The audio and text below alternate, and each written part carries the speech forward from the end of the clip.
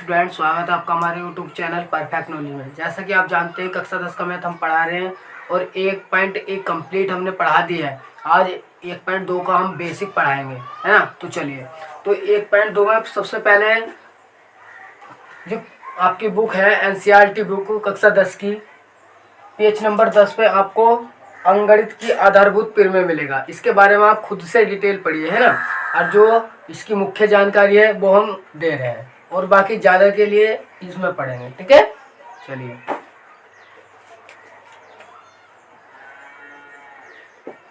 अंक गणित की आधारभूत प्रमेय। देखिए, ये प्रमेय क्या होती है, इसे देखिए। ये कहती है किसी भी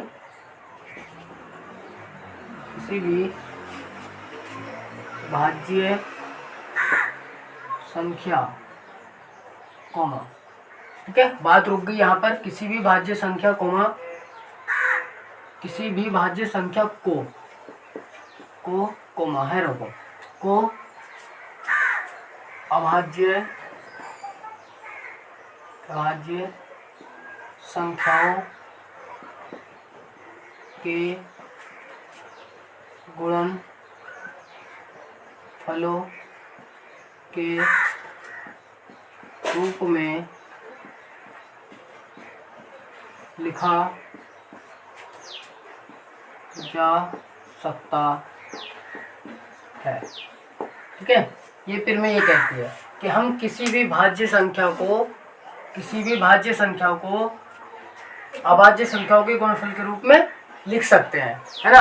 तो देखिए, सबसे पहले मैं भाज्य और अभाज्य को थोड़ा बता देता हूँ। मैंने बेसिक में भी बता रखा है वैसे। देखिए, भाज्य और अभाज्य क्या होता है।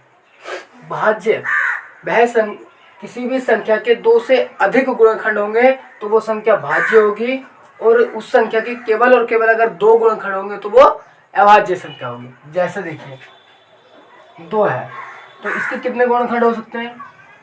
2 हो सकता है, 1 हो सकता है, इसके अलावा कोई नहीं होगा। जैसे 4 है, 4 के देखो, ये तो खुद 4 हो जाएगा, एक 2 हो जाएगा, 1 हो जाएगा, तो 2 से अधिक है तो ये भाज्य है। और ये केवल 2 गुणनखंड है तो कितने हैं, क्या है, अभाज्य है ना। तो ये इस तरह में कह रहे हैं किसी भी भाज्य संख्या की अभाज्य संख्या को गुणनफल के रूप में लिखा जा सकता है ना। चलिए, अब देखते हैं हम करके ये चीज। देखो, ये कह रहे हैं किसी भी भाज्य संख्या, तो कोई भाज्य संख्या लिया हमने 16, ठीक है। क्या लिया, 16। अब इसके इसे अभाज्य गुणनखंड के रूप में व्यक्त किया जा सकता है, यानी कि अभाज्य गुणनखंड। देखिए, करिए, अभाज्य संख्याओं के गुणनखंड के रूप में। तो इसके अगर मैं 16 के फैक्टर करूं तो 2 8 16, 2 चौक 8, 2 दूनी 4 और 2 1 9। तो 2 गुणा 2 गुणा 2 गुणा 2, ये हो गए हमारे अभाज्य संख्या। देखो, 2 अभाज्य संख्या है क्योंकि इसके केवल और केवल 2 गुणनखंड है, उससे ज्यादा नहीं होंगे। एक 2 होगा और एक 1 होगा, है ना। तो इसके रूप में ऐसे हम इसे व्यक्त कर सकते हैं। ये इसी प्रमेय में कहा गया है, ठीक है। तो चलो, आधारभूत क्लियर हुई। अब इसमें एक चीज और आती है जो हमें निकलवाएंगे। अगला जो टॉपिक है मेरा वो होता है अभाज्य गुणनफल। हमसे ये बार बार पूछेगा कि अभाज्य गुणनखंड का लिए अभाज्य गुणनफल के रूप में व्यक्त कीजिए इस तरीके से, है ना। तो ये कैसे करेंगे, देखो, ये गुणनखंड का नाम में ही लिखा पड़ा है पूरा पूरा। गुणन मतलब गुणा और खंड मतलब टुकड़े, यानी कि किसी संख्या के गुणा के आधार पर टुकड़े करना गुणनखंड कहलाता है। और ये अब लग गया नाम के आगे अभाज्य, तो इसका मतलब अभाज्य संख्याओं के द्वारा किसी संख्या के गुणा के आधार पर टुकड़े करना अभाज्य गुणनखंड कहलाता है, ठीक है। अब ये होते कैसे हैं, देखिए, कोई संख्या है मेरे पास, माना मेरे पास 14 है, ठीक है। तो इसके मुझे क्या करने हैं, टुकड़े करने हैं। और टुकड़े किसके आधार पर करने हैं, अभाज्य संख्याओं के आधार पर। तो अभाज्य संख्या कौन सी है? सबसे पहली अभाज्य संख्या 2 होती है, उसके बाद 3 होती है, उसके बाद 5 होती है, उसके बाद 7, फिर 11 होती है, फिर 13 होती है, फिर 17। डेट इस तरीके से तुम्हें दिखाई दे रहा होगा कि ये हमारी अभाज्य संख्या होती है। तो इनके आधार पर इसके टुकड़े करने हैं मुझे, ठीक है, तो वो क्या होंगे? अभाज्य गुणनखंड कहलाएंगे। चलिए करिए। 2 सत्ते 14। अब दीजिए 2 से दीजिए, 2 से नहीं जाएगा, फिर 3 से देखिए, 3 से नहीं जा रहा, फिर 5 से देखिए पूरा पूरा, 5 से नहीं जा रहा, फिर देखिए 7 से, 7 से चला जाएगा, 7 का ना 7। तो ये 14 बराबर 2 गुणा 7, ये इसकी क्या आ गए? अभाज्य गुणनखंड आ गए। इतना काम हमें सवाल में करना होगा, ठीक है। पहला टॉपिक ये हुआ, दूसरा ये हुआ। दूसरा आता है हमारा एलसीएम और एचसीएफ, ठीक है, इसे मैं रब कर रहा हूं मैं।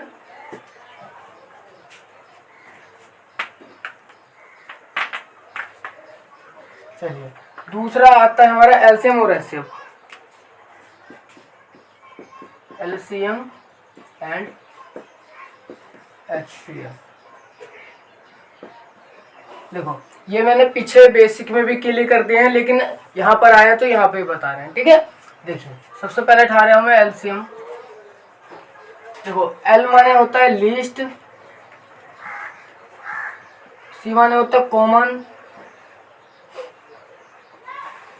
और M4 होता है मल्टीपल, ठीक है। अब देखिए कैसे, कोई मेरे पास संख्या माना कि 4 है और माना कि 3 है, ठीक है। तो अब इन संख्याओं का हमारा एलसीएम क्या होगा? देखो सबसे पहले मल्टीपल लेना है, तो 4 के मल्टीपल लो। 4 का मल्टीपल पहला तो 4 ही होगा, दूसरा 8 होगा, तीसरा 12 होगा, फिर 16 होगा। ये आगे मल्टीपल, ऐसे 3 के मल्टीपल लीजिए। 3 होगा, 6 होगा, 9 होगा, 12 होगा, 15 होगा। इस तरीके से ये 3 का मल्टीपल आ गए, है ना। तो ये क्या कहता है कि लीस्ट यानी कि सबसे छोटा, कॉमन मल्टीपल। मल्टीपल हमने लिख दिए, सबसे छोटा होना चाहिए, कॉमन होना चाहिए। तो इसमें देख लो कि सबसे छोटा कौन सा है और कॉमन कौन सा है। तो 4 इसमें है तो इसमें नहीं है, 8 इसमें तो इसमें नहीं है, 12 इसमें है, देखो इसमें है क्या? हाँ। तो सबसे छोटा जो मल्टीपल है और कॉमन है वो 12 है। तो 4 और 3 का जो एलसीएम हुआ वो 12 हुआ, ठीक है। इस तरीके से हम काट लेंगे। चलिए एलसीएम क्लियर हुआ। ये इसका नाम ही बता रहा, देखो पूरा पूरा नाम पढ़ लेंगे, अच्छे से आ जाएगा। अगर नहीं या आपको यहाँ से आ रहा है तो मैं वीडियो का लिंक डाल दूंगा, आप बाहर जाके देख लेंगे, जिसमें मैंने बहुत अच्छे से बताया है, ठीक है। चलिए यहाँ पर केवल इसका थोड़ा बेसिक बता रहे हैं। अब आता है हमारा एचसीएफ। देखो एचसीएफ, एच माने होता है हाईएस्ट, सी माने होता है कॉमन, और एफ होता है फैक्टर, ठीक है। देखो हाईएस्ट, कॉमन, फैक्टर। कोई दो संख्या लो, माना मैंने 8 12 लिया, तो इसके फैक्टर देखो, फैक्टर करने हैं, इसके फैक्टर क्या होंगे? एक तो ये 8 से पूरा पूरा जा रहा है, 4 से जा रहा है, 2 से जा रहा है, इसके अलावा 1 से जा रहा है। 1 से जरूरत नहीं होती है हमें, ठीक है। एक तो सबको डिवाइड करता है, तो इसके फैक्टर केवल ये होंगे। अब 12 के देखो, एक तो 12 से चला जाएगा, 12 6 से चले जाएगा, 4 से चला जाएगा, और 3 से चला जाएगा, 2 से चला जाएगा, इसके अलावा नहीं जाएगा। अब देखो ये कह रहा है कि हाईएस्ट होना चाहिए, कॉमन होना चाहिए और फैक्टर होना चाहिए। तो फैक्टर तो ये लिख दिया मैंने, और क्या हाईएस्ट अधिकतम होना चाहिए, सबसे बड़े से बड़ा, है ना, और कॉमन। तो बड़े से बड़ा फैक्टर देखो, 2 इसमें कॉमन है, 2 इसमें है, तो 2 क्या होगा? 2 एचसीएफ नहीं होगा। 2 कॉमन है लेकिन 2 एचसीएफ नहीं होगा, क्योंकि और भी कुछ है। देखो 4 है, 4 इसमें भी है, इसका मतलब जो कॉमन भी है, हाईएस्ट भी है, अधिकतम है, यानी ज्यादा से ज्यादा है, और फैक्टर है। तो वो क्या निकल कर आया इनका? वो आया 4, जबकि 2 भी कॉमन था, है ना। तो 2 हाईएस्ट नहीं था, अधिकतम नहीं था, ठीक है। तो इस तरीके से 4 क्या हुआ? इसका एचसीएफ हुआ, ठीक है। समझ में आया आपको? तो ये इस टॉपिक में एलसीएम एचसीएफ और अभाज्य गुणनखंड के रूप के बारे में ही पढ़ेंगे। और एक चीज और है इसमें, प्राकृत संख्या, है ना। आपको प्राकृत संख्या मैंने बताई थी क्या होती है और कैसे, ठीक है, वो आप पीछे जाके देख सकते हैं।